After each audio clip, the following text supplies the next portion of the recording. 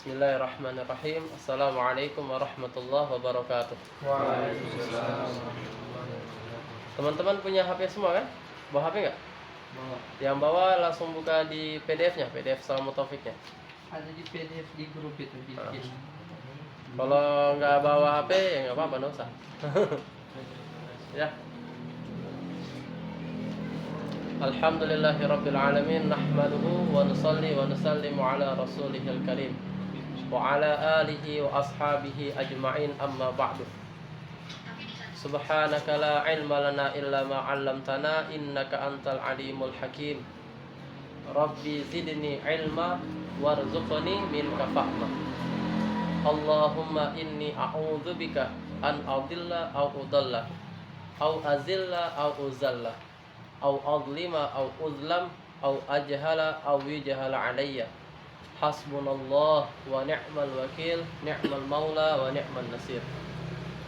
Nawainat ta'alluma wa ta'lima wa naf'a wal intifa'a wa ifadata wal istifadah wa tadhakkura wa tadhkira wal hatha ala tamassuki bi kitabillah wa sunnati rasulih wal hadi ilal huda wad dalalati alal khair ibtigha'a wajhillah wa mardatihi wa qurbihi wa thawabihi. Allahumma amin. Qala Allah ta'ala fi kitabihil karim, yarfa'illahu alladhina amanu minkum walladhina utul ilma darajat. Wa qala an-nabiyyu sallallahu alaihi wasallam, man dalla ala khairin falahu mithlu ajri fa'ilih, atau kama qala sallallahu alaihi wasallam. Teman-teman yang mulia, alhamdulillah Allah SWT masih memberikan kepada kita berbagai macam nikmatnya, terutama nikmat iman dan Islam. Karena nikmat iman dan Islam ini adalah hadiah, karunia, rahmat yang Allah berikan kepada hamba-hambanya yang khusus. Kenapa? Karena dengan adanya iman dan Islam, maka seseorang itu bisa mendapatkan ridho Allah, bisa mendapatkan rahmatnya Allah, bisa mendapatkan maghfirahnya Allah, dan bisa mendapatkan jannahnya Allah. Siapa yang gak punya iman, gak punya Islam, walaupun dia baik sekali, kebaikannya itu memenuhi bumi dan langit, maka semua kebaikannya itu bagaikan debu di atas batu yang licin. Ketika angin datang, hilang.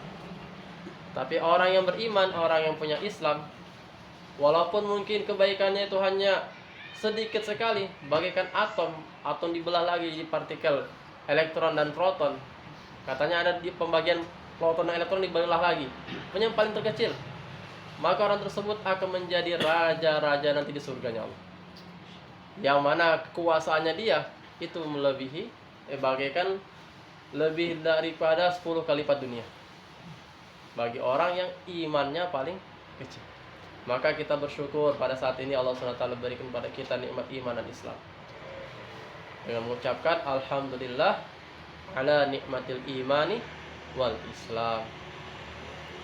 Teman-teman yang mulia, kita bersyukur juga kepada Allah SWT karena Allah SWT masih memberi kepada kita nikmat berupa duduk di majelis ilmu, yang mana pada pertemuan pertama kita kemarin kita bahas mengenai hadis-hadis keutamaan menuntut ilmu.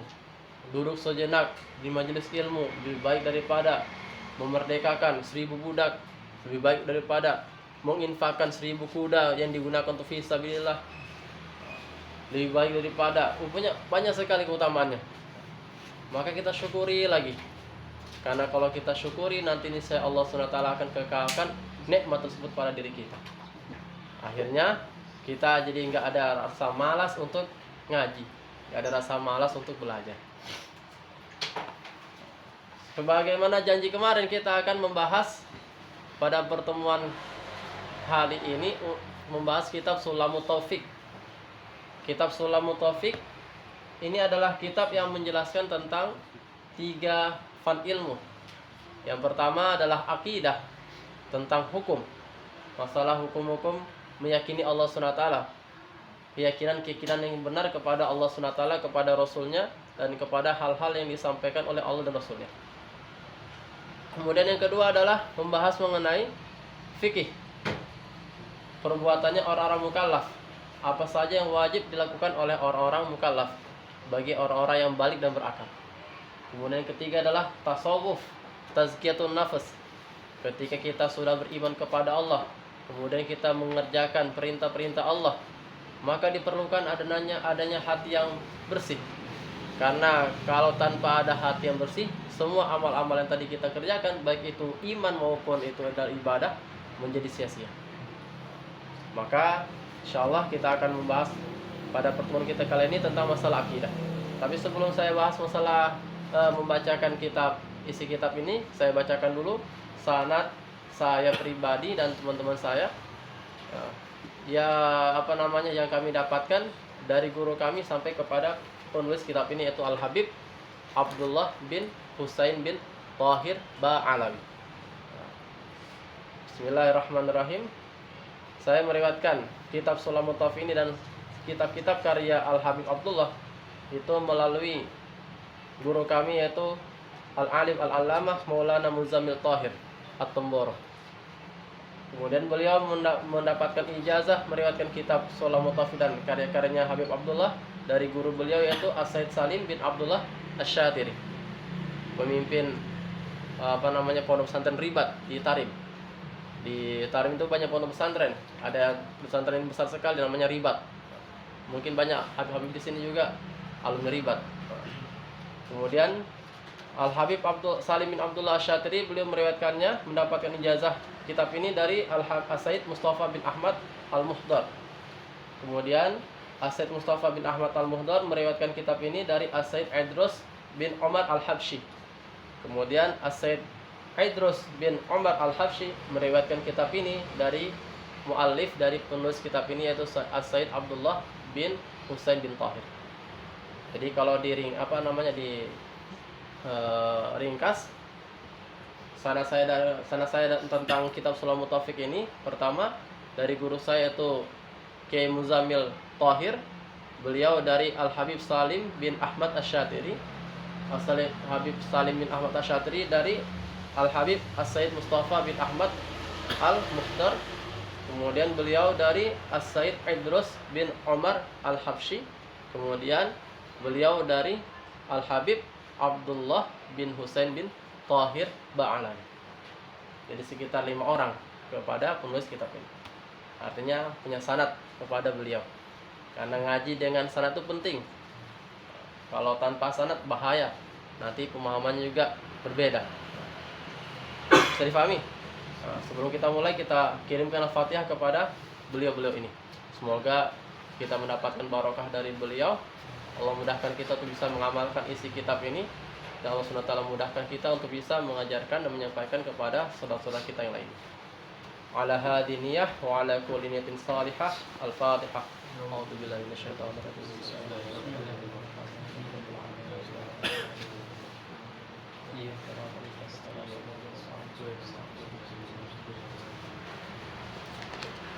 Sekarang kita mulai, kita baca kitab Sulamut Taufik. Bismillahirrahmanirrahim. Bismillahi, dengan menyebut namanya Allah. Aku memulai kitab ini dengan menyebut namanya Allah, Ar-Rahman yang maha pengasih di akhirat dan di dunia, Ar-Rahimi yang maha penyayang di akhirat saja. Sifat Ar-Rahmannya Allah ini meliputi seluruh makhluknya, baik itu yang kafir ataupun yang mukmin. Sedangkan sifat Ar-Rahimnya Allah ini khusus untuk orang-orang beriman saja.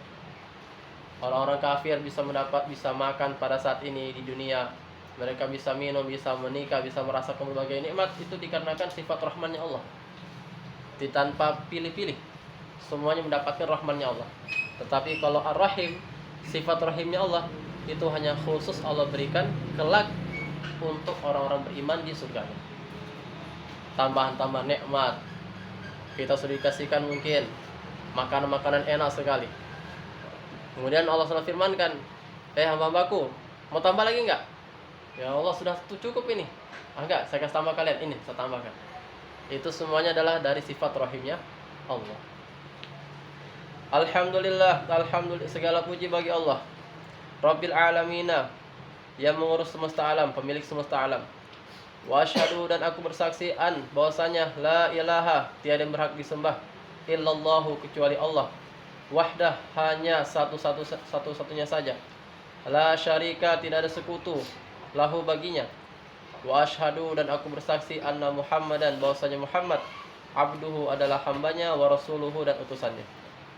Sallallahu semoga menambahkan rahmat dan ta'zim Allah alaihi ke atas Muhammad wa sallama dan semoga memberikan keselamatan Allah SWT kepada Muhammad wa ala alihi dan semoga salawat dan salam tersebut juga kepada keluarganya wa sahbihi dan para sahabatnya wa tabi'in dan para pengikutnya. Kebiasaan para muallif ataupun para ulama ketika mereka memulai suatu perbincangan ataupun ceramah, bayan ataupun tulisan, mereka memulai penulisannya itu dengan basmalah dulu. Karena sesuai dengan mengikuti sabda Nabi sallallahu alaihi wasallam, kullu amrin ribalin lam yubada bi bismillahirrahmanirrahim fahuwa qata. Setiap perkara yang bagus yang tidak dimulai dengan bismillahirrahmanirrahim, maka perkara tersebut adalah aqta, terputus barokahnya. Maka mereka senantiasa memulai segala sesuatu itu dengan basmalah. Tentunya perkara-perkara yang bagus dimulai dengan basmalah. Namun kalau itu perkara tidak bagus, contohnya mungkin nyuri, maka ini tidak boleh dengan basmalah. Bahkan kalau seandainya ini perkara yang haram, memulai perkara haram tersebut dengan basmalah menjadi hukumnya haram juga. Bisa difahami? Begitu juga kalau perkara tersebut adalah makruh, menggunakan basmalah sebelum mengerjakan perkara tersebut, maka hukumnya juga makruh. Contoh, masuk WC dengan menggunakan kaki kanan, itu kan makruh. Sunnahnya dengan kaki kiri. Maka kalau kita masuk WC dengan kaki kanan, dalam hati juga mengucapkan basmalah, maka hukumnya jadi makruh. Bisa difahami? Atau paling gampangnya tuh ngerokok. Ngerokok pendapat paling kuat itu hukumnya makruh. Kalau kita mulai ngerokok, bismillah, maka hukumnya makruh juga. Bisa dipahami? Ustaz katanya ngerokok itu haram. Ya, ngerokok itu kalau diperinci juga bisa diharam bagi orang-orang yang dia kalau ngerokok makin parah penyakitnya. Contohnya dia sudah divonis sama dokter, ini kanker atau jantungan. Intinya jangan ngerokok. Kalau ngerokok makin parah penyakitnya, bisa mati. Dia ngerokok, maka hukum ngerokok bagi dia adalah haram. Namun paling tengah-tengahnya rokok itu hukumnya makruh. Cuma bagusnya nggak usah ngerokok. Ngerokok atau vape nggak usah. Cari hidup yang sehat aja, gaya hidup sehat. Kemudian selepas mengucapkan basmalah, musannif di sini mengucapkan alhamdulillah.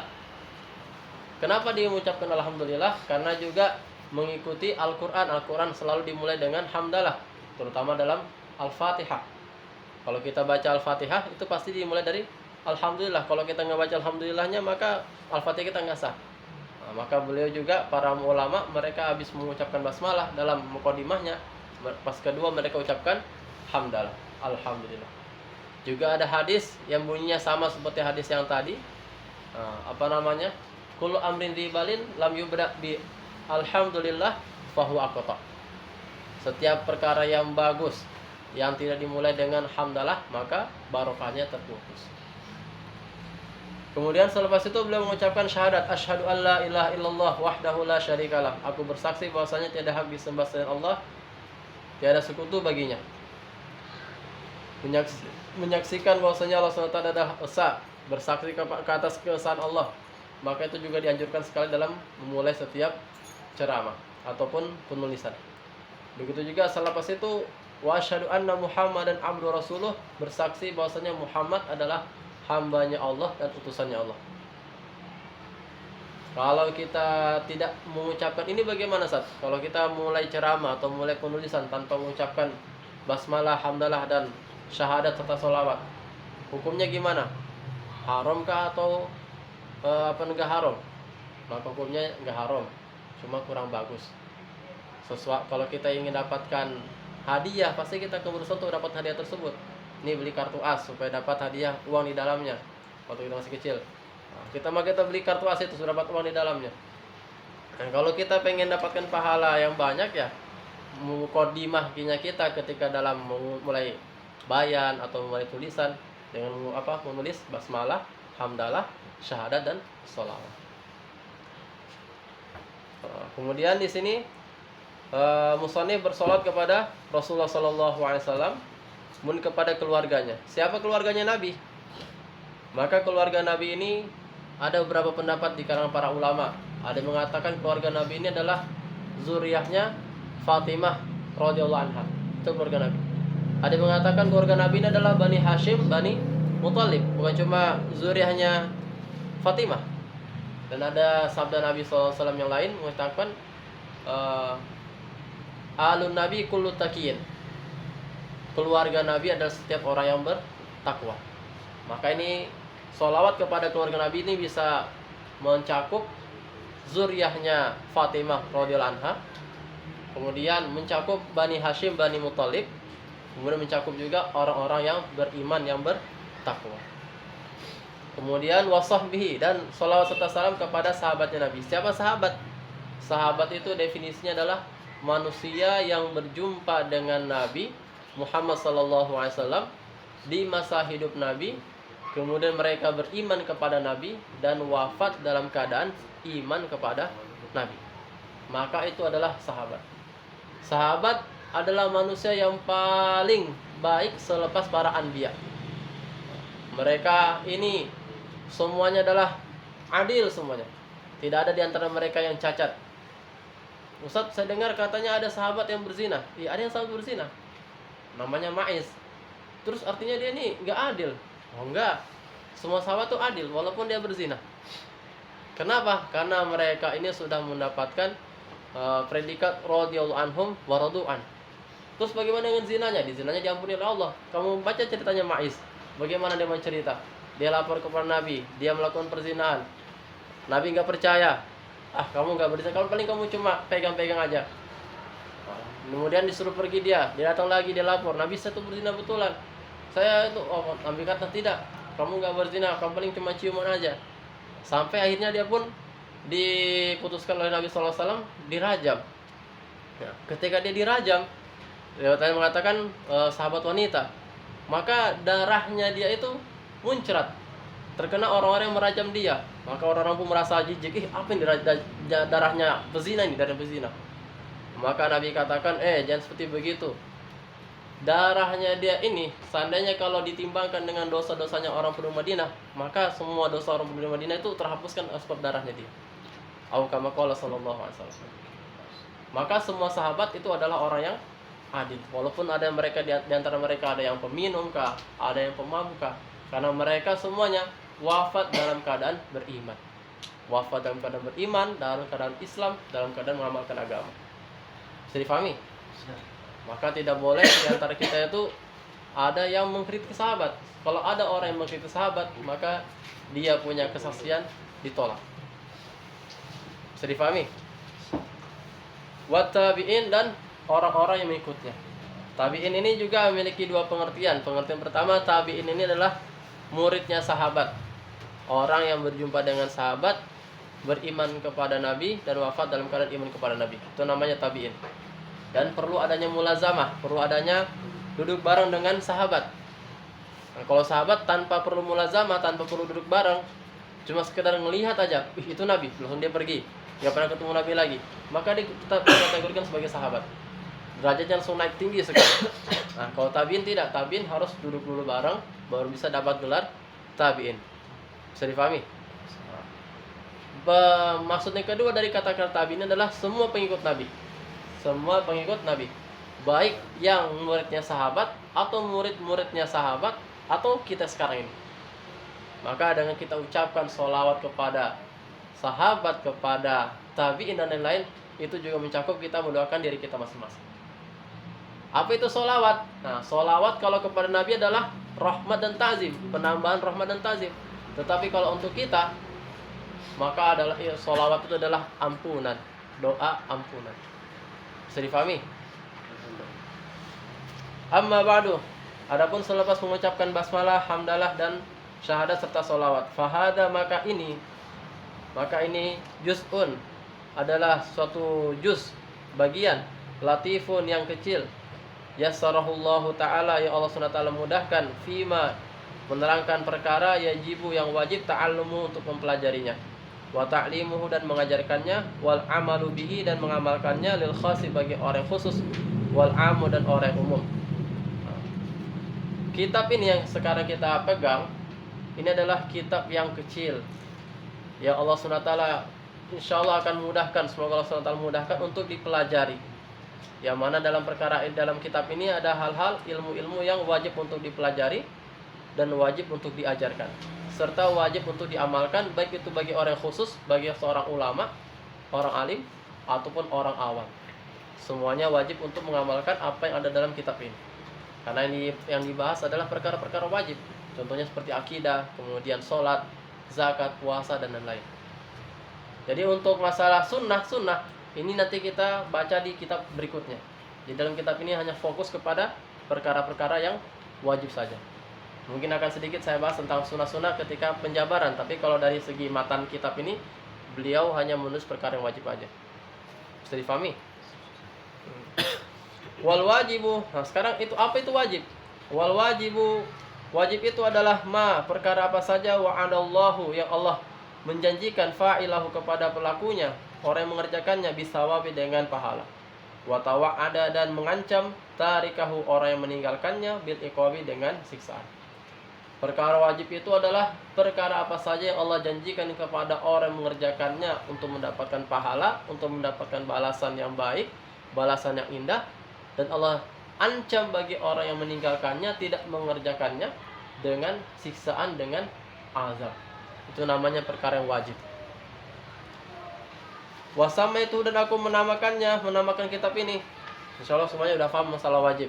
Apa itu wajib udah tahu semuanya. Kalau dikerjakan dapat pahala, ditinggalkan dapat dosa. Wasama itu dan aku menamakan kitab ini Sulamat Taufik, tangga-tangga untuk mendapatkan pertolongan.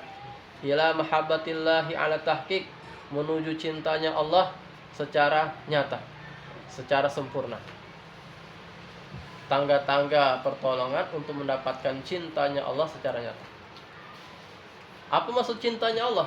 Apakah Allah itu cinta seperti cintanya kita kepada lawan jenis? Enggak. Maksud cintanya Allah ini adalah balasannya, pemberian Allah SWT kepada orang-orang yang taat kepadanya. Itu namanya cintanya Allah. Bisa difahami? Jadi kita bayangkan cintanya Allah itu seperti cintanya kita kepada lawan jenis kita. Enggak seperti begitu. As'alu, aku meminta Allah kepada Allah Al-Karimah yang Maha Mulia, ayaja'ala untuk menjadikan dzalika, semua apa yang aku tulis ini, minhu adalah nikmat darinya, walahu dan ikhlas karenanya, wafihi dan karena cinta kepadanya, wa ilaihi dan untuk mendekatkan diri kepadanya, wa mujiban dan menjadi sebab lil qurbi dekat, wa zulfa dan dekat ladai di sisinya. Al-qurb wa zulfa itu sama-sama memiliki arti yang kodowai, sama. Qurb artinya dekat, zulfa juga dekat. Terus kenapa diulang-ulang? Sebagai penegasan bahwasanya betul-betul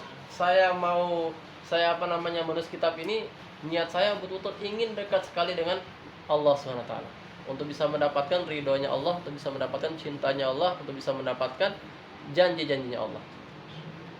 Wa ayyuwafiqo, dan semoga Allah SWT memberikan taufik, memberikan pertolongan, man kepada orang waqafa yang mengamalkan alaihi ke atas kitab ini, bil amali untuk beramal di muqtadahu dengan apa yang tertulis di dalamnya.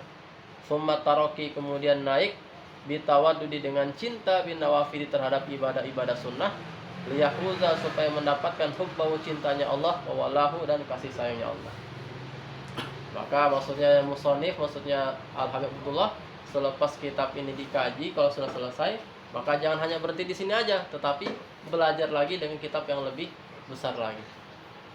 Jangan cuma fokus di ibadah-ibadah wajib, tapi fokuskan juga selepas kita mengerjakan ibadah wajib, kerjakan ibadah-ibadah sunnah. Faslun, yajibu wajib ala kafatil mukallafina, atas semua orang mukallaf, ad-dukhulu masuk fi dinil islami di dalam agama Islam, wa thubutu dan menetap fihi di dalamnya ala dawami atas selamanya, waltizamu ma dan mengerjakan apa saja, menyanggupi apa saja, lazima yang wajib alaihi atasnya minal ahkami berupa hukum-hukum. Wajib bagi setiap orang mukallaf yang belum masuk Islam, artinya orang-orang kafir ataupun orang-orang yang murtad, ad-dukhulu fi dinil Islam, untuk masuk ke dalam agama Islam. Semua manusia ini mereka dikhitabi, diberikan tugas oleh Allah Subhanahu wa taala untuk beriman kepada Allah. Seketika mereka balik, maka semuanya dapat khitab ini, dapat tugas ini, dapat perintah ini untuk masuk ke dalam agama Islam. Maka nggak ada alasan ketika nanti di akhirat orang kafir itu disiksa. Ya Allah, kenapa saya disiksa? Saya nggak tahu kalau wajib untuk masuk Islam. Yang penting setahu saya itu yang penting berbuat baik aja, maka saya akan dapatkan surga, dapatkan nirwana. Maka tidak ada alasan seperti begitu. Semua orang, semua manusia yang telah mendengarkan dakwah Islam, mereka wajib untuk masuk ke dalam agama Islam. Kalau mereka nggak masuk Islam gimana? Maka mereka berdosa. Kalau mereka mati dalam keadaan seperti itu, maka mereka akan selama-lamanya dalam neraka. Bisa difahami? Namun beda halnya dengan orang yang belum pernah mendengarkan dakwah Islam. Contohnya mungkin dia tinggal di pelosok-pelosok dunia, nggak pernah ketemu sama orang yang menyampaikan tentang agama Islam. Dia mati dalam keadaan tidak mengenal Islam, tidak mengenal Allah. Maka orang seperti begini, dia tidak masuk neraka, dia akan ditangguhkan. Mereka dinamakan ashabul a'raf, orang-orang berada di antara dua tempat. Nanti bagaimana dia, maka mereka masuk surga atau neraka, wallahu alam. Tapi kebanyakannya mereka ini orang-orang seperti begini nih selamat, enggak diazab mereka. Atau disebut juga dengan ashabul fatrah, orang-orang yang hidup di zaman kekosongan Nabi atau dakwah tidak sampai kepada mereka. Sebagaimana firman Allah dalam surah Al-Isra, "Wa ma kunna mu'adzibina hatta nab'atsa rasula." Aku tidaklah mengazab sehingga aku mengirim utusan kepada kaum tersebut. Contohnya seperti siapa? Contohnya seperti orang-orang hidup di antara masanya Nabi Isa dan Nabi Muhammad. Nabi Isa dan Nabi Muhammad itu jaraknya kurang lebih 600 tahun Masehi. Maka manusia yang hidup di antara zaman kekosongan para nabi tersebut, yang mereka tidak mendapatkan dakwah Islam, dakwahnya contohnya kan kalau Nabi Isa itu khusus untuk Bani Israel, sebagaimana dalam Bible disebutkan, saya ini adalah diutus untuk domba-domba tersesat di kalangan Israel. Itu Nabi Isa katakan dalam Bible. Artinya beliau cuma untuk kalangan Bani Israel saja. Sedangkan selain itu bukan beliau punya tugas. Maka orang-orang yang tidak mendapatkan dakwah Islam, dakwah tauhid, mati dalam keadaan kufur, mereka semuanya selamat. Wa ma kunna mu'adzibina hatta nab'atsa rasula. Mereka tidak diazab.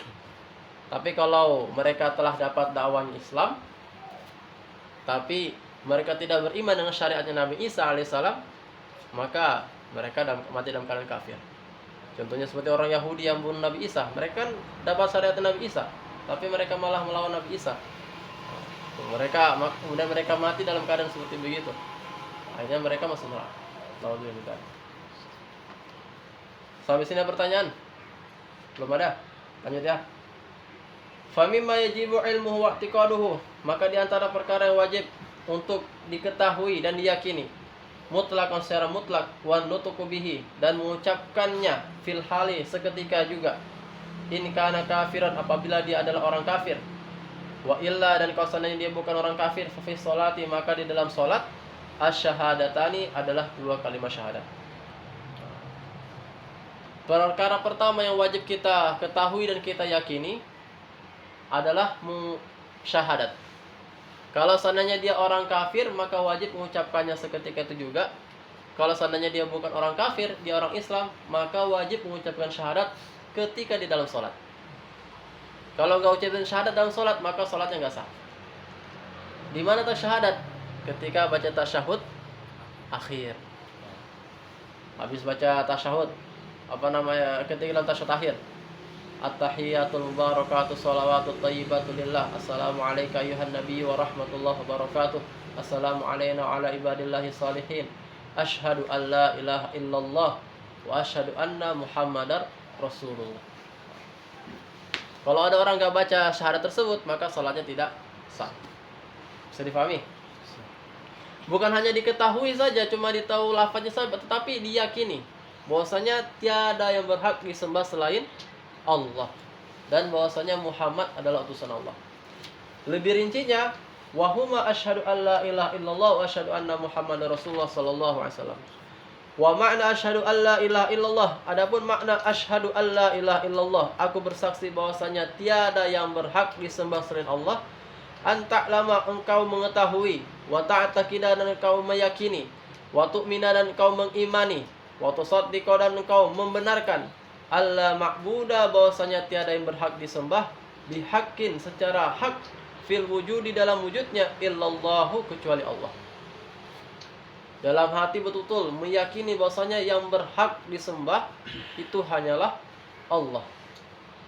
Kalau ada keyakinan, oh ini malaikat harus disembah juga ini karena dia memberikan rezeki pada kita, maka keyakinan itu rusak, tidak diterima. Syahadat yang pertama ketika maknanya adalah betul-betul meyakini dalam hati kita yang berhak kita sembah, kita taati, kita tunduki hanyalah Allah SWT. Siapa itu Allah? Bagaimana sifat-sifatnya Allah? Al-Wahidu, yang maha, yang esa, yang satu. Al-Wahidu artinya adalah la alladzi la syarika lahu fil uluhiyah, yang tiada sekutu baginya dalam ketuhanan. Hanya Allah SWT memiliki sifat uluhiyah, sifat ketuhanan. Selain Allah tidak memiliki sifat uluhiyah, tidak memiliki sifat ketuhanan. Bisa difahami? Kemudian Al-Ahad, yang esa. Al-Wahid, yang satu. Al-Ahad, yang esa. Bukan memiliki makna sama tunggal. Oh, beda. Kalau Al-Wahid itu alladzi la syarika lahu fil uluhiyah, yang tidak memiliki sekutu apapun dalam ketuhanan. Tapi kalau Al-Ahad, alladzi yastahillu al-inqisamu, yang mustahil bagi dirinya al-inqisamu, terpecah, terbagi. Contoh, kalau saya mengatakan Zaid al-Wahid, Zaid adalah yang satu, maka maksudnya Zaid itu adalah orang yang satu-satunya yang punya nama Zaid dan memiliki sifat-sifat Zaid, hanya dia. Bisa dipahami? Tapi kalau saya katakan Zaid al-Ahad, Zaid yang esa, yang tunggal, maka artinya tidak bisa, karena al-Ahad itu adalah alladzi yastahilu al-inqisamu, yang mustahil bagi dirinya terpecah-pecah. Zaid ini ada bagian kepala, ada bagian tangan, ada bagian tubuh, ada perutnya, ada kakinya. Maka tidak bisa Zaid ini memiliki sifat al-Ahad, karena al-Ahad itu tidak boleh terpecah. Allah SWT adalah al-Ahad, yang mustahil terbagi-bagi. Karena yang bisa terbagi, yang bisa memiliki komponen-komponen itu hanyalah makhluk, dan Allah bukan makhluk. Dalilnya apa? Laisa kamitslihi syai' wa huwas samiul basir. Segala sesuatu itu tidak menyerupai Allah. Allah Maha mendengar lagi Maha melihat. Bisa difahami? Makhluk itu memiliki inqisam, memiliki pembagian komponen.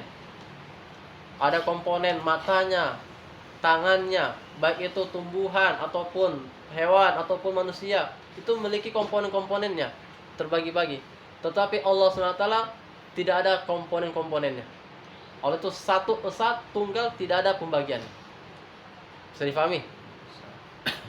Maka apa saja yang terdetik dalam hati kita, Allah itu seperti begini, maka Allah itu tidaklah seperti begitu. Dalam hati kita, Allah itu kayak begini, bentuknya gini, maka itu enggak. Itu bukan Allah. Dalam hadis Nabi SAW, beliau mengatakan setan tidak henti-hentinya membisikkan di dalam hati anak Adam, siapa menciptakan bulan, siapa menciptakan gunung, siapa menciptakan laut, siapa menciptakan Allah. Maka kalau seandainya masuk ke dalam hati kalian pertanyaan siapa yang menciptakan Allah, maka kata Rasulullah, langsung singkirkan pertanyaan tersebut dan ucapkan dalam hati kalian ataupun lisan kalian, amantu billah, aku beriman kepada Allah. Titik, sudah. Tidak ada lagi seterusnya. Bisa difahami? Mungkin kalian sudah pernah melewati fase ini, melewati fase bagaimana sih Allah itu, siapa yang ciptakan Allah. Kalau saya udah, alhamdulillah ketika saya melewati fase itu, saya dapat hadis itu. Jadi udah langsung berhenti, gak usah mikir-mikir lagi. Intinya Allah itu Tuhan saya. Bagaimana bentuknya? Wallahu alam. Sudah? Al-awwalu yang pertama. Yang paling pertama. Al-awwalu itu ada artinya mananya adalah alladzi la btida li wujudihi. Yang tidak ada permulaan untuk wujudnya Allah. Kalau kita ini semuanya ada permulaan kita.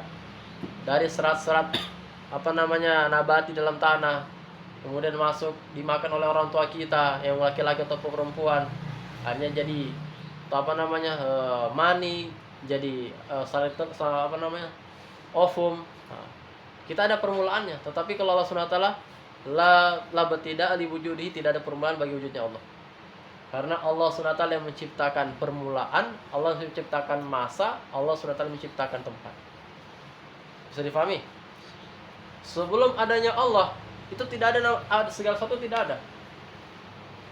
Ketika Allah itu ada, baru beliau menciptakan segala sesuatu. Bisa difahami? Kemudian Al-Qadimu yang maha qadim, yang maha pertama, yang maha terdahulu. Alladzi la yakun wujuduh min ghairihi. Maksudnya Al-Qadim adalah wujudnya Allah itu bukan hasil dari yang lain. Wujudnya Allah bukan hasil dari perkara yang lain. Kalau kita melihat orang-orang Kristen, mereka menjadikan Yesus sebagai Tuhan. Yesus itu wujudnya dari siapa? Yesus wujudnya dari manusia. Siapa? Ibunya. Maka dalam keyakinan kita, Tuhan yang wujudnya itu dari sesuatu yang ada yang sebelumnya, itu tidak pantas dijadikan sebagai Tuhan. Tuhan itu dia yang paling pertama, dia yang paling awal, tidak ada sebelum-sebelumnya. Kalau seandainya ada sebelum Tuhan, maka yang lebih hebat itu sebelum Tuhan, karena dia menciptakan Tuhan. Bisa difahami? Maka Tuhan itu yang paling pertama, paling pertama. Seandainya ada yang angka yang paling pertama itu, ya sudah Tuhan, Allah. La ilaha illallah. Kemudian Al-Hayyu yang maha hidup, Al-Qayyumu yang maha berdiri sendiri, Al-Baqi yang maha kekal, Ad-Daimu yang maha langgeng. Baqi, Ad-Daim itu sama artinya kekal, abadi selama-lamanya. Al-Khaliqu yang maha menciptakan, Al-Khaliq yang menciptakan, Ar-Raziqu yang memberikan rezeki. Dialah Allah yang menciptakan, dialah Allah yang memberikan rezeki. Al-Alimu yang mengetahui, dialah yang mengetahui. Al-Qadiru, dia yang maha kuasa. Al-Fa'alu lima yurid, dialah yang mengerjakan segala sesuatu apa yang dia kehendakinya. Tidak ada yang bisa menghentikan apa yang Allah SWT kehendaki. Kalau kita lihat dari segi perbandingan keyakinan agama-agama, contohnya mungkin seperti Hindu, mereka punya banyak dewa. Dewa ini, dewa itu, dewa itu. Ketika dewa Siwa ingin menghancurkan bumi, maka ditentang sama dewa Krishna, jangan hancurkan bumi. Ya kan? Tapi kalau dalam keyakinan kita, yang berhak untuk menghancurkan, tidak menghancurkan, itu cuma satu doang saja, dan itu yang harus disembah. Siapa itu? Adalah Allah. Al-Fa'alu lima yurid, yang mengerjakan apa saja dia kehendaki. Terserah Allah, mau Allah hancurkan, mau Allah buat kembali, itu terserah Allah. Tidak ada yang bisa menghentikan kehendaknya Allah. Ini nyambung masalah takdir ini. Takdir itu kan Allah tentukan. Terus bagaimana dengan hadis ad-du'a'u yaruddul qadar? Doa menolak takdir. Maka kata para alim ulama, maksud daripada ad-du'a yaruddul qadar, atau kama qala sallallahu alaihi wasallam, doa itu menolak takdir, dapat menolak takdir, maksudnya adalah doa itu juga termasuk bagian daripada takdir. Jadi dalam takdir itu, nah, ya sebagai garis mudahnya itu kalian penikmat film-film fantasi, film fantasi enggak? Ada namanya timeline, khusus main timeline utama. Nah, ada timeline kedua, ketiga, keempat begitu. Paham? Nah, takdir itu adalah timeline utama. Contohnya Farid. Farid ini timeline utamanya dia adalah orang yang soleh. Paham? Timeline 1, 2, 3-nya ini jalan-jalan Farid untuk bisa menjadi orang yang soleh. Timeline A mungkin dia ini pertamanya ini preman. Timeline B, dia ini jadi santri, Farid jadi santri. Timeline C, si Farid ini bukan jadi santri tapi dia orang biasa. Timeline D, si Farid ini jadi penjahat kepala kelas kakap. Tapi ujung daripada timeline ini namanya timeline utama. Itu si Farid jadi orang yang soleh. Nah. Jadi takdir Allah SWT itu adalah timeline utama, qadar. Untuk bisa ke timeline utama ini, kadang kita ini melalui doa, kadang tidak melalui doa, tapi ujungnya sama, tetap di timeline utama. Paham? Maka ad-du'au yaruddul qadar, doa ini termasuk bagian daripada takdir. Itu yang menyampaikan kita kepada timeline utamanya. Contoh, saya jadi orang sukses, mungkin jadi pengusaha sukses. Di timeline A, saya jadi pengusaha sukses dengan cara doa, kerja, doa, kerja, doa. Timeline B, saya jadi orang sukses tanpa doa, tapi dengan harta-harta yang haram. Maka mana yang saya pilih? Mau kerja dengan doa atau kerja dengan mendapatkan harta dengan perkara haram? Maka ujung-ujungnya saya akan menjadi orang yang sukses, punya banyak harta. Maka doa tersebut bagian daripada takdir yang paling timeline utama. Bisa dipahami nih? Bingung? Jadi pikir-pikir dulu. Nanti kita akan bahas di bab lebih rinci di pembahasan takdir. Karena bahasa anunya itu mubrom dan ghairu mubrom. Mubrom dan mu'allaq. Kemudian Masya Allahu kan, apa saja Allah kehendaki itu terjadi, wujud. Wa ma lam yasha' lam yakun, dan apa saja yang Allah tidak kehendaki maka tidak akan wujud, tidak akan terjadi, tidak akan ada. Wala haula, dan tidak ada daya. Wala haula, dan tidak ada daya. Wala quwwata, dan tidak ada kekuatan untuk bisa mengerjakan ketaatan illa billahi, kecuali dengan pertolongan Allah al-ali yang maha tinggi, al-azim yang maha agung.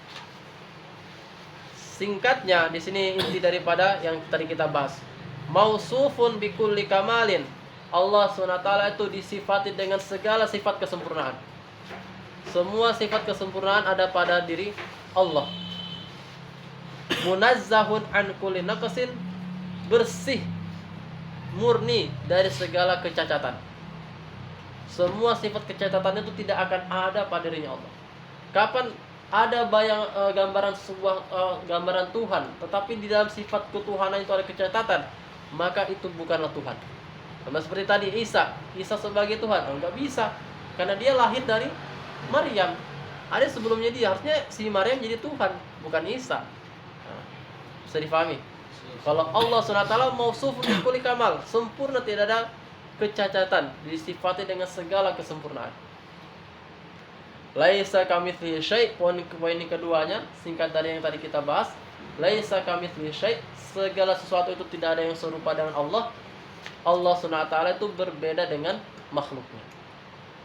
Wa huwas samiul basir, dan dia adalah yang maha mendengar lagi maha melihat. Mendengarnya Allah tidak seperti mendengarnya makhluk.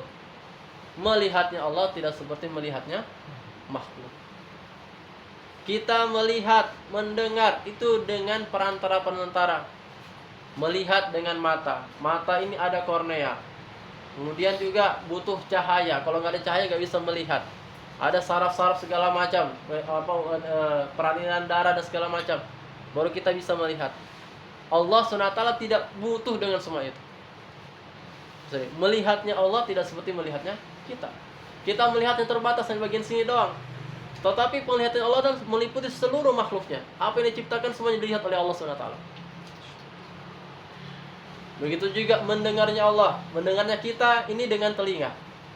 Telinga kita mendengar juga butuh frekuensi suara.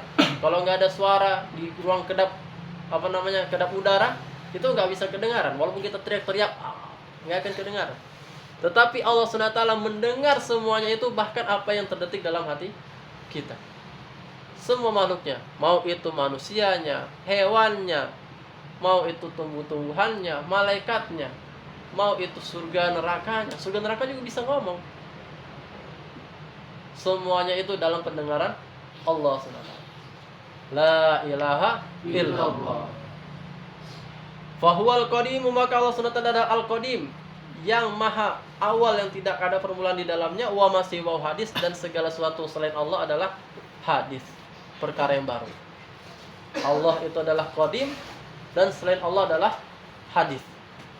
Wa huwal khaliq, Allah adalah yang menciptakan. Wa masih wa makhluk, dan segala selain Allah adalah makhluk. Kita manusia makhluk, malaikat makhluk, surga makhluk, neraka makhluk, akhirat makhluk, dunia makhluk, tempat makhluk, waktu makhluk. Tempat diciptakan oleh Allah, arah atas Allah ciptakan, arah bawah Allah ciptakan, arah kanan Allah ciptakan, arah kiri Allah ciptakan, arsy Allah ciptakan. Waktu terdahulu, waktu sebelumnya Allah ciptakan, walau akan datang Allah ciptakan, waktu yang sekarang Allah ciptakan. Semuanya adalah ciptaannya Allah. Dan Allah SWT tidak butuh dengan ciptaannya. Bisa difahami? Allah nggak butuh dengan arsy-nya, nggak butuh dengan atas, nggak butuh dengan bawah, nggak butuh dengan kanan, nggak butuh dengan kiri. Karena Allah yang menguasai semuanya itu. Tanpa perlu atas dan perlu bawah, semuanya dalam kekuasaannya Allah. Wa kalamuhu qadimu, dan kalamnya Allah, firmannya Allah adalah qadim, sebagaimana zatnya, kasair sifati, sebagaimana sifat-sifatnya Allah yang lain. Li'annahu subhanahu, karena semuanya Allah Subhanahu wa taala mubayyinun, berbeda di jamil makhlukati, berbeda dengan seluruh makhluknya, fi dzati, baik dalam zat, was sifati, dan sifat, wal af'ali, dan af'al, perbuatannya. Zatnya Allah berbeda dengan zatnya makhluk, sifatnya Allah berbeda dengan sifatnya makhluk, perbuatannya Allah berbeda dengan perbuatannya makhluk. Subhanahu, maha suci Allah, wa ta'ala, dan maha tinggi Allah, amma, dari apa saja yaqulu, yang diucapkan, al-zalimuna, orang-orang zalim, uluwan, dengan kebesaran, ketinggian, kabiran besar. Ustaz, katanya Allah itu berbeda dengan makhluknya, tapi ada banyak hadis itu mengatakan khalaqallahu Adama ala suratihi. Allah menciptakan Adam ala surati, atas surahnya Allah. Surah dalam bahasa Arab artinya gambar. Arti lainnya bentuk. Maka bagaimana maksudnya hadis ini? Maka sebagian ulama mengatakan, artinya Allah itu seperti manusia. Hanya digambarkan Allah itu seperti Nabi Adam, tingginya seperti Nabi Adam. Nabi Adam tingginya 60 hasta, artinya Allah juga 60 hasta. Nauzubillah. Nah, seperti begitu.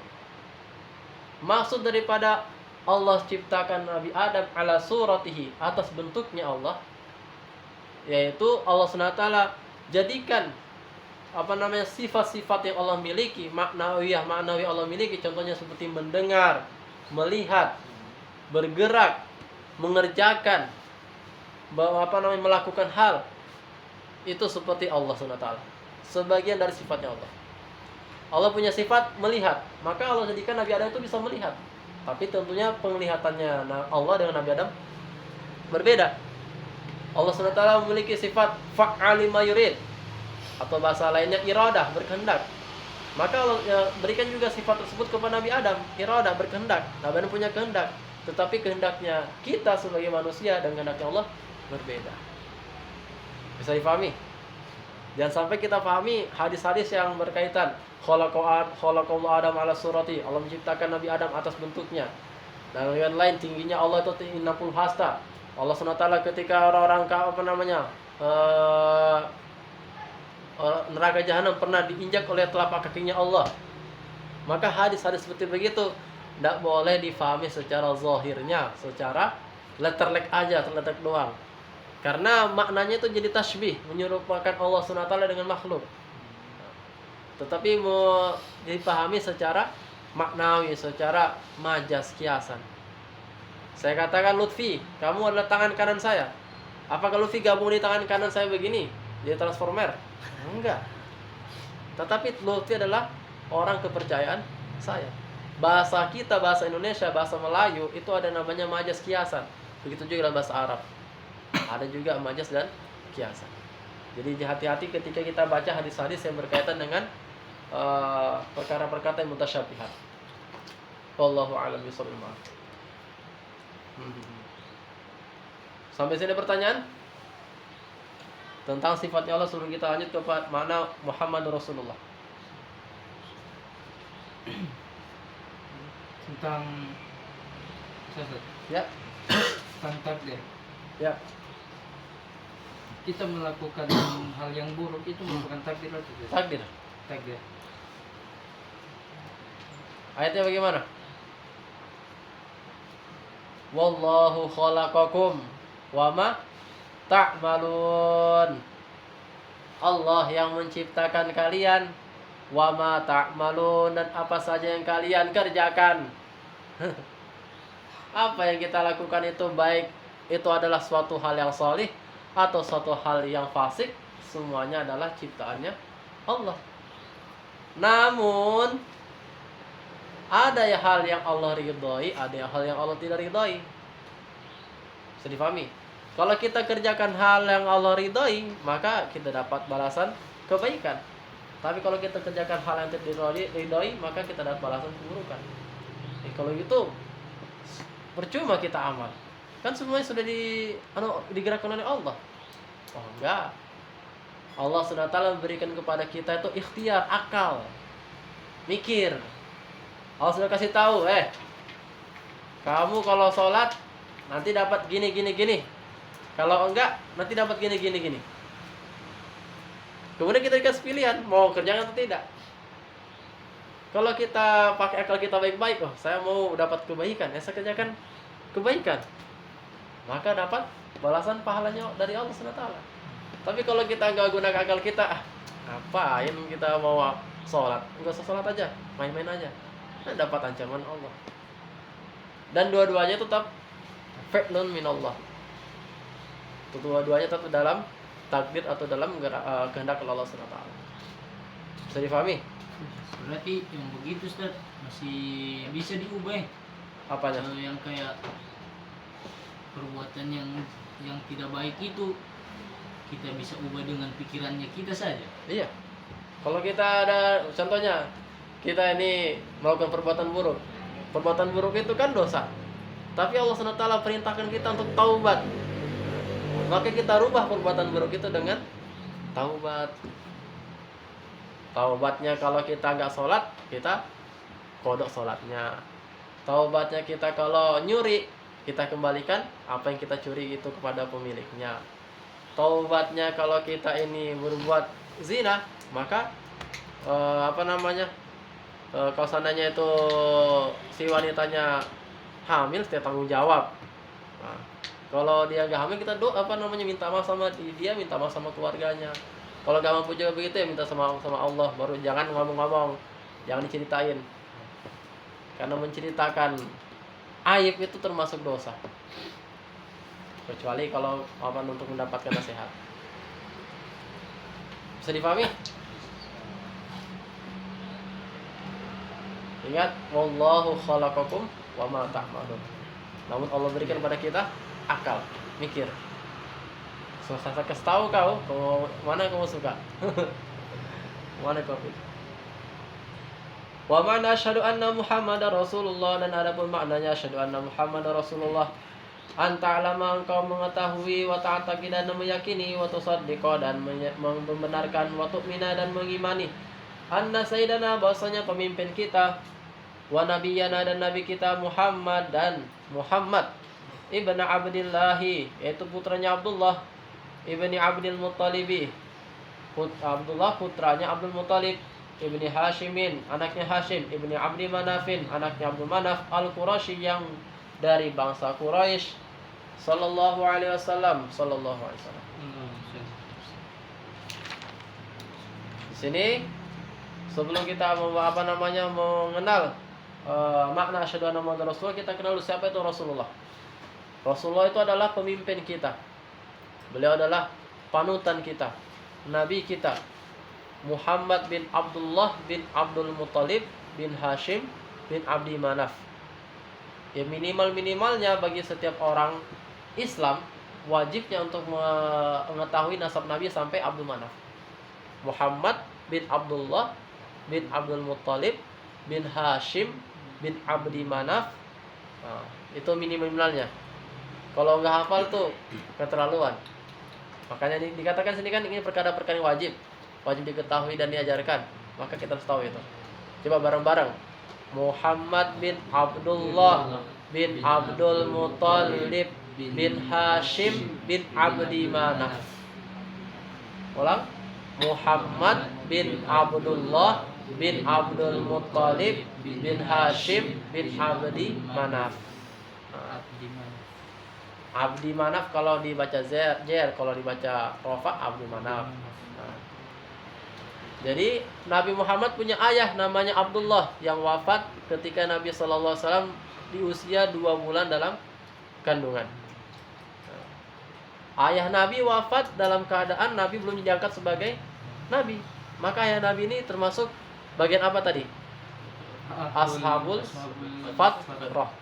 Orang-orang yang tidak mendapatkan masa masa kekosongan Nabi.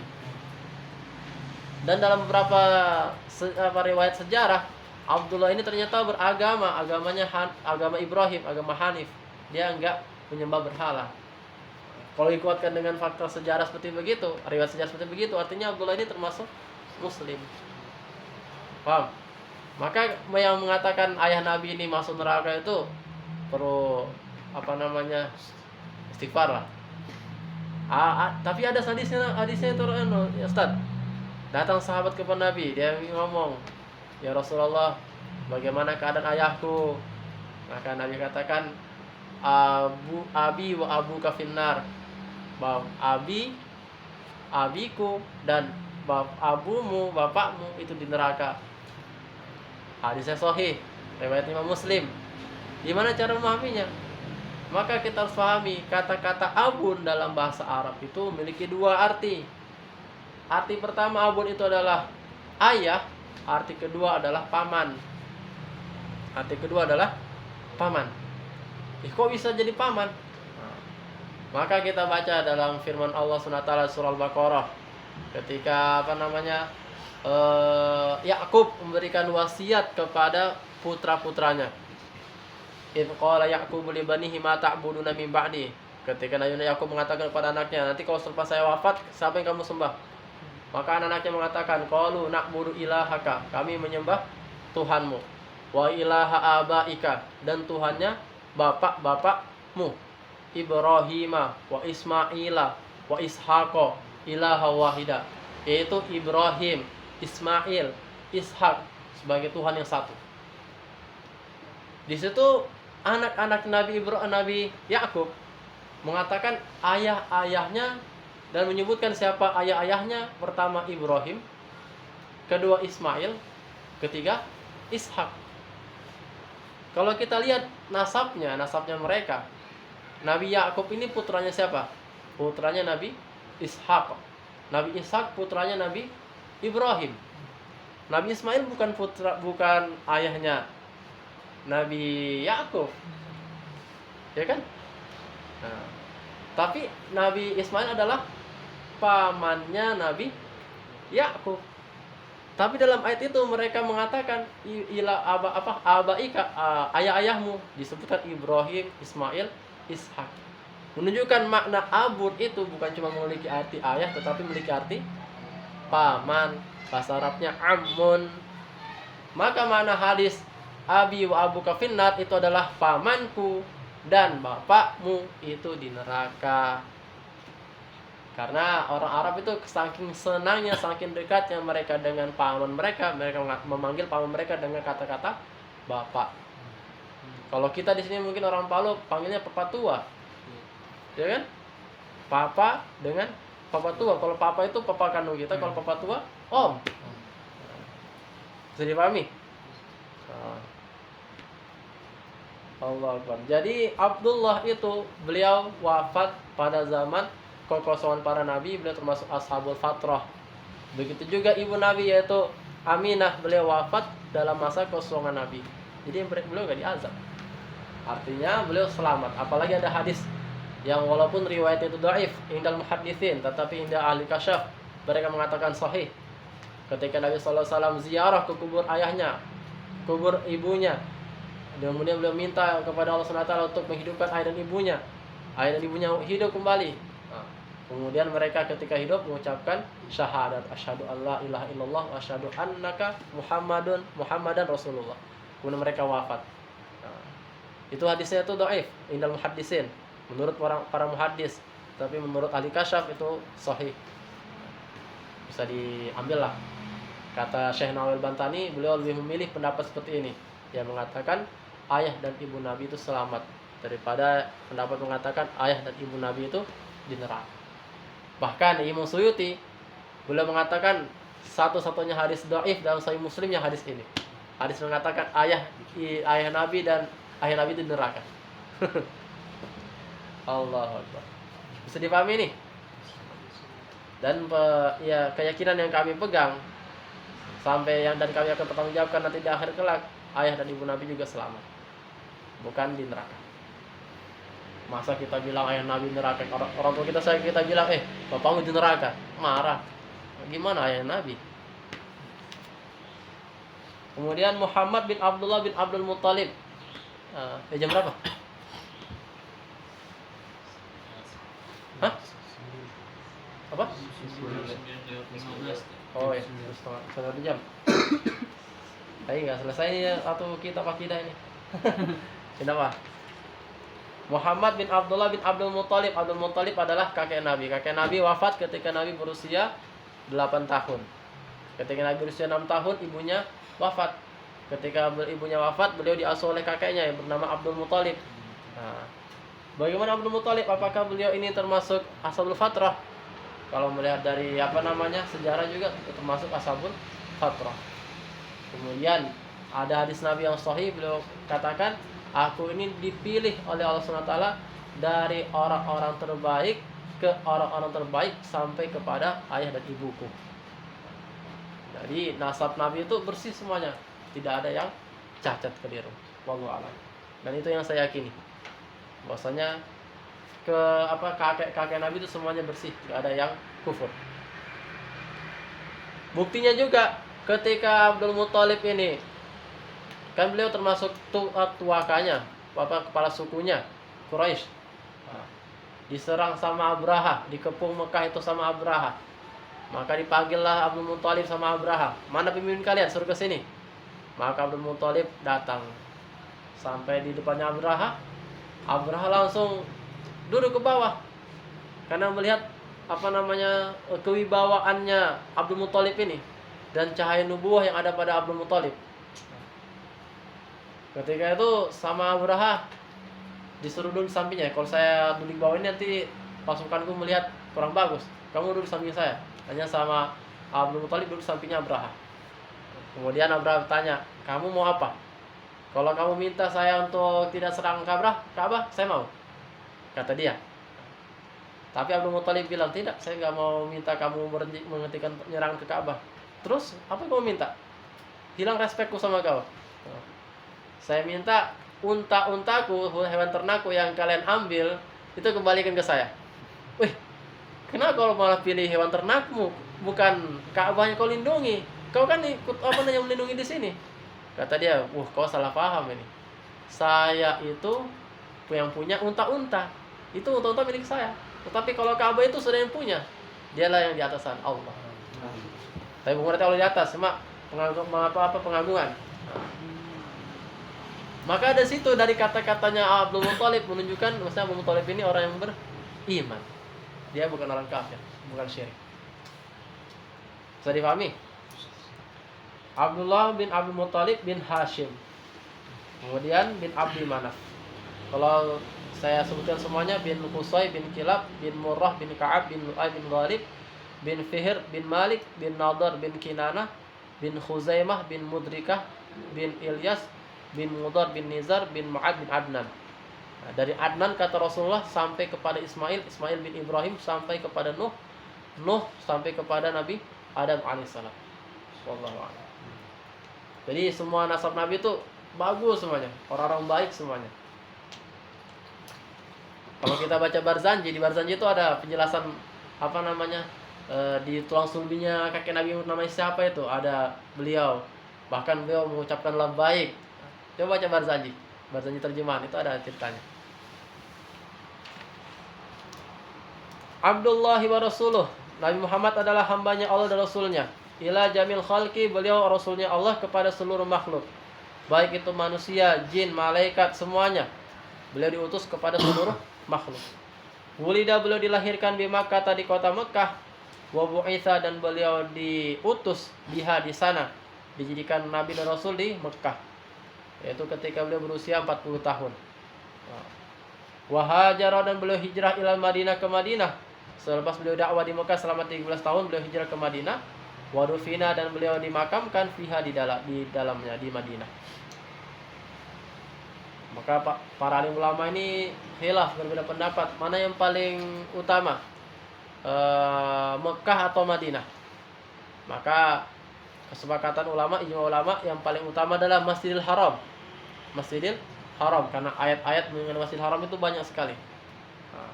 Kemudian mana yang paling utama masih di antara Mekah dan Madinah? Maka dilihat, kalau melihat dari kuburnya Nabi, maka yang paling utama adalah kuburnya Nabi dibandingkan Masjidil Haram. Karena kenapa? Karena segala sesuatu itu diciptakan oleh Allah itu sebab adanya Nabi Muhammad sallallahu alaihi wasallam. Kalau tempat yang paling mulia secara mutlak itu adalah kubur Nabi, dan selepas kubur Nabi baru Masjidil Haram. Kemudian wa annahu sallallahu alaihi wasallam, maksudnya Nabi sallallahu alaihi wasallam shadiqun, adalah benar, fi jami'i ma, di dalam semua perkara, akhbaro, yang beliau beritakan bihi, dengannya. Fa min dzalika, maka di antara perkara-perkara Nabi beritakan, azabul qabri, adalah azab kubur, wa na'imuh, dan nikmat kubur. Di antara mana asyhadu anna Muhammadar Rasulullah itu adalah kita meyakini bahwasanya apa yang Nabi sampaikan adalah benar. Di antara apa yang Nabi sampaikan adalah azab dan nikmat kubur. Nabi SAW menceritakan tentang azab kubur, nikmat kubur, maka wajib bagi kita untuk mengimaninya. Siapa yang gak iman, maka dia langsung kufur, keluar dari agama Islam. Ada orang-orang sekarang ini, orang-orang liberal, mereka mengatakan, kami sudah bolak-balik baca Al-Quran, tidak pernah kita dapat kalimat azab kubur dan nikmat kubur. Artinya azab kubur, nikmat kubur itu enggak ada. Al-Quran ini loh, Al-Quran.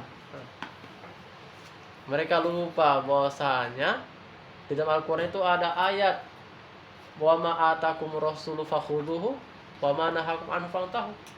Apa yang Nabi SAW bawa kepada kalian maka ambillah, dan apa yang Nabi larang maka berhentilah, tinggalkanlah. Di antara apa yang Nabi bawa itu adalah sabda-sabdanya, dan di antara sabda-sabda Nabi itu menceritakan tentang azab kubur dan nikmat kubur. Maka azab kubur dan nikmat kubur itu juga harus kita imani. Kalau enggak imani, maka sesat, maka kufur, murtad. Pernah dengar itu? Orang mengatakan azab kubur, nikmat kubur itu enggak ada. Dan dalam Al-Quran itu enggak ada kata-kata azab kubur, nikmat kubur. Pintar sekali. Wasu'alu malakaini munkarun nakirun. Dan di dalam kubur ada pertanyaan dua malaikat, yaitu munkar dan nakir. Munkar nakir ini adalah jenis malaikat yang perawakannya itu mengerikan, ngeri sekali. Cukup kata Nabi siapa ya? Lupa saya. Cukup sebagai azab kubur itu melihat munkar dan nakir. Saking mengerikan mereka. Tapi bagi orang yang membaca surah Tabarak istiqomah setiap malam, selamat dari pertanyaan munkar dan nakir. Pertanyaan munkar nakir juga itu bermacam-macam, beda-beda tiap orang, tergantung amalnya. Ada orang yang ditanya, dikasihkan gambar proyektor. Bagi kita ini sekarang ini gambarnya proyektor Nabi SAW, gambar Nabi SAW. Nanti ditanya, man huwa, siapa ini? Kalau dia orang Islam, dia orang beriman, maka dan dia imannya betul, dia akan tahu siapa yang dia digambarkan di situ. Oh, itu Rasul saya mengikuti ajarannya dia, perawakannya begini. Sudah, itu aja pertanyaan buat dia, langsung dia selamat. Gak ada pertanyaan lainnya. Ada orang dikasih pertanyaan begitu juga, siapa ini? Wah, saya nggak tahu siapa ini. Dia nggak tahu nabinya.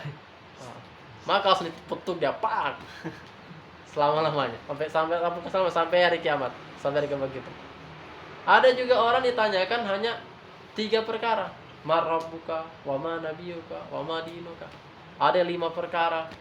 Berbeda-beda pertanyaan-pertanyaan nama kubur tergantung amal masing-masing. Sepertinya udah selesai ya. Telepon. Ya.